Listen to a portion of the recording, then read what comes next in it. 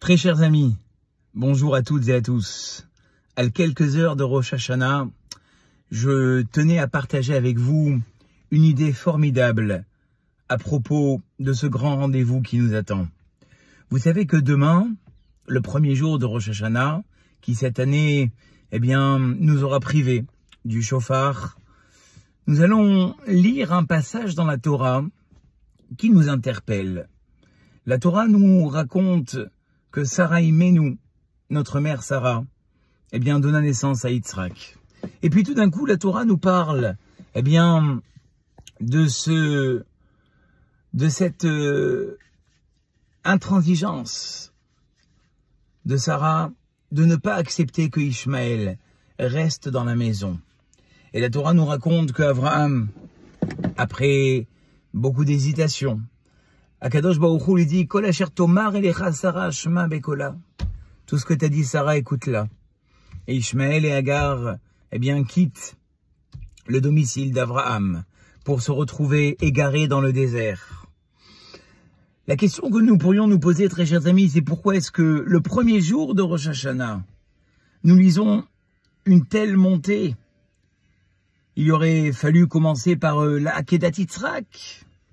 Qu'y a-t-il de tellement important dans l'histoire de Ishmaël? Les commentateurs doivent nous expliquer qu'en fait, Ishmaël, s'est retrouvé dans le désert avec sa mère, sans eau. Il était en train de mourir. Vayar Elokim et anar ba'asher usham. Les mots ne sont peut-être pas exacts, mais l'idée est pertinente. Akadosh Baruch Hu a vu Ishmaël au moment où il se trouvait. Les commentateurs nous disent, très chers amis, qu'il y a ici un principe fondamental pour ces 2 jours de Rosh Hashanah.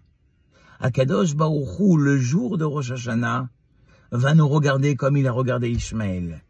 Quand bien même Ishmaël est amené à s'éloigner de la Torah, à devenir un homme qu'il ne fable et pas qu'il soit, Akadosh Baruch Hu l'a regardé à l'instant présent, au moment où il était dans le désert, ni avant, ni après.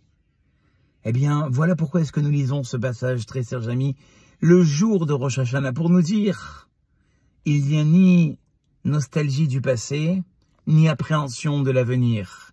Il y a comment est-ce que nous nous comporterons, Ba'asher Usham, le jour de Rosh Hashanah. J'entendais encore il y a quelques instants des paroles formidables du Rav Snir Guetta qui a dit au nom du Hadmour de Rougine qu'il est écrit que 3 livres s'ouvrent le jour de Rosh Hashanah, celui des mécréants, celui des moyens et celui des justes.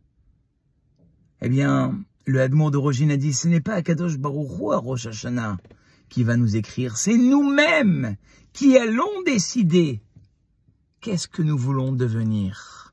Et Akadosh Baruch Hu regardera que nos intentions du jour. Ne pas venir avec cette appréhension de dire, oui, mais j'ai des dossiers derrière moi. Oui, mais je n'y arriverai pas.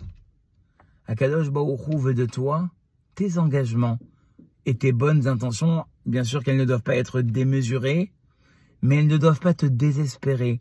À te dire, mais une année de plus, un échec à venir de plus.